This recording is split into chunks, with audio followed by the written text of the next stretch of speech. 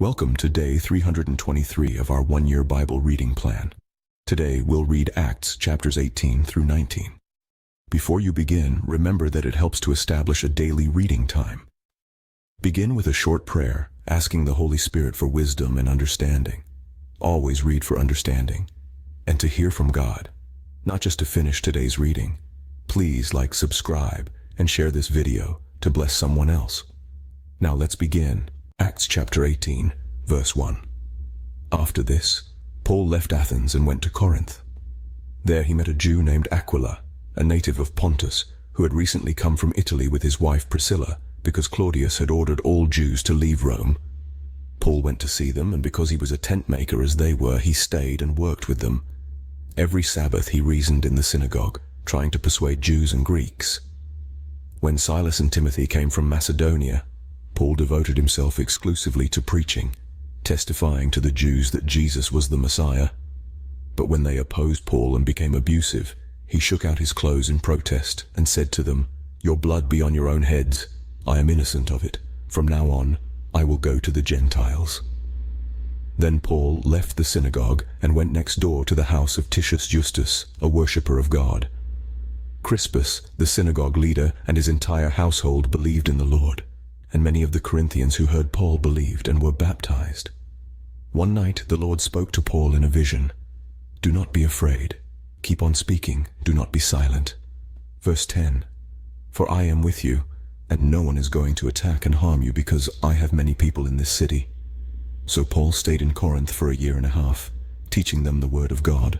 While Gallio was proconsul of Achaia, the Jews of Corinth made a united attack on Paul and brought him to the place of judgment. "This man," they charged, "is persuading the people to worship God in ways contrary to the law." Just as Paul was about to speak, Gallio said to them, "If you Jews were making a complaint about some misdemeanor or serious crime, it would be reasonable for me to listen to you. But since it involves questions about words and names and your own law, settle the matter yourselves. I will not be a judge of such things." So he drove them off. Then the crowd there turned on Sosthenes, the synagogue leader, and beat him in front of the proconsul, and Gallio showed no concern whatever. Paul stayed on in Corinth for some time. Then he left the brothers and sisters and sailed for Syria, accompanied by Priscilla and Aquila. Before he sailed, he had his hair cut off at Cenchreae because of a vow he had taken. They arrived at Ephesus, where Paul left Priscilla and Aquila. He himself went into the synagogue and reasoned with the Jews. Verse 20. When they asked him to spend more time with them, he declined. But as he left, he promised, "I will come back if it is God's will." Then he set sail from Ephesus. When he landed at Caesarea, he went up to Jerusalem and greeted the church, and then went down to Antioch. After spending some time in Antioch, Paul set out from there and traveled from place to place throughout the region of Galatia and Phrygia, strengthening all the disciples. Meanwhile, a Jew named Apollos, a native of Alexandria, came to Ephesus. He was a learned man with a thorough knowledge of the Scriptures. He had been instructed in the way of the Lord, and he spoke with great fervor and taught about Jesus accurately, though he knew only the baptism of John. He began to speak boldly in the synagogue. When Priscilla and Aquila heard him, they invited him to their home and explained to him the way of God more adequately. When Apollos wanted to go to Achaia, the brothers and sisters encouraged him and wrote to the disciples there to welcome him. When he arrived, he was a great help to those who by grace had believed, for he vigorously refuted his Jewish opponents in public debate, proving from the Scriptures that Jesus was the Messiah. Acts chapter 19, verse 1. While Apollos was at Corinth, Paul took the road through the interior and arrived at Ephesus. There he found some disciples and asked them, "Did you receive the Holy Spirit when you believed?" They answered, "No, we have not even heard that there is a Holy Spirit." So Paul asked, "Then what baptism did you receive?" "John's baptism," they replied. Paul said, "John's baptism was a baptism of repentance. He told the people to believe in the one coming after him, that is, in Jesus." On hearing this, they were baptized in the name of the Lord Jesus. When Paul placed his hands on them, the Holy Spirit came on them, and they spoke in tongues and prophesied. There were about 12 men in all. Paul entered the synagogue and spoke boldly there for 3 months, arguing persuasively about the kingdom of God. But some of them became obstinate. They refused to believe and publicly maligned the way. So Paul left them. He took the disciples with him and had discussions daily in the lecture hall of Tyrannus. Verse 10. This went on for 2 years, so that all the Jews and Greeks who lived in the province of Asia heard the word of the Lord. God did extraordinary miracles through Paul, so that even handkerchiefs and aprons that had touched him were taken to the sick, and their illnesses were cured, and the evil spirits left them. Some Jews who went around driving out evil spirits tried to invoke the name of the Lord Jesus over those who were demon-possessed. They would say, "In the name of the Jesus whom Paul preaches, I command you to come out." 7 sons of Sceva, a Jewish chief priest, were doing this. One day the evil spirit answered them, "Jesus I know, and Paul I know about, but who are you?" Then the man who had the evil spirit jumped on them and overpowered them all. He gave them such a beating that they ran out of the house naked and bleeding. When this became known to the Jews and Greeks living in Ephesus, they were all seized with fear, and the name of the Lord Jesus was held in high honor. Many of those who believed now came and openly confessed what they had done. A number who had practiced sorcery brought their scrolls together and burned them publicly. When they calculated the value of the scrolls, the total came to 50,000 drachmas. Verse 20.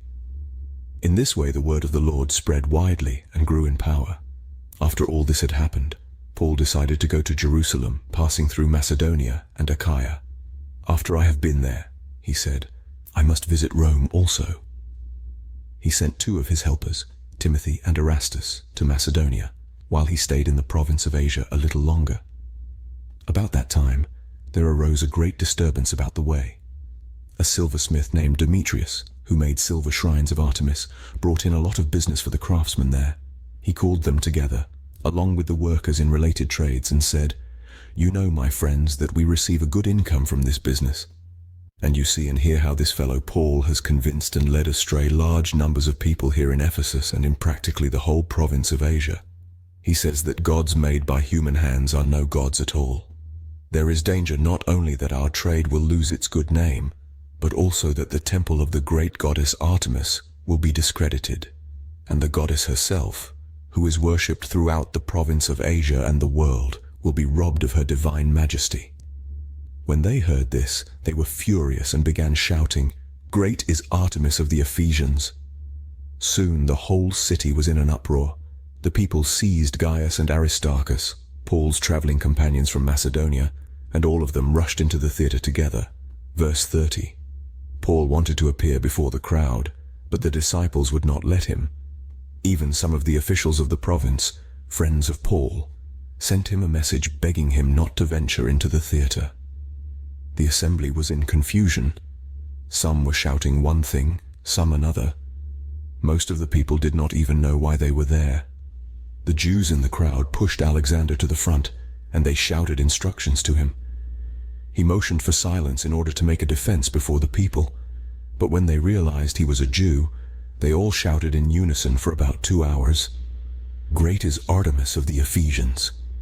The city clerk quieted the crowd and said, "Fellow Ephesians, doesn't all the world know that the city of Ephesus is the guardian of the temple of the great Artemis and of her image, which fell from heaven? Therefore, since these facts are undeniable, you ought to calm down and not do anything rash. You have brought these men here, though they have neither robbed temples nor blasphemed our goddess. If then Demetrius and his fellow craftsmen have a grievance against anybody, the courts are open, and there are proconsuls. They can press charges. If there is anything further you want to bring up, it must be settled in a legal assembly." Verse 40. "As it is, we are in danger of being charged with rioting because of what happened today. In that case, we would not be able to account for this commotion, since there is no reason for it." After he had said this, he dismissed the assembly. This concludes Acts chapters 18 through 19 for day 323. We hope you are enjoying these daily videos. Remember to check the description box for links and resources. Thank you for watching. Please like, share, and subscribe. Your support helps spread God's word to reach more people on YouTube. We'll see you in the next video for our day 324 reading.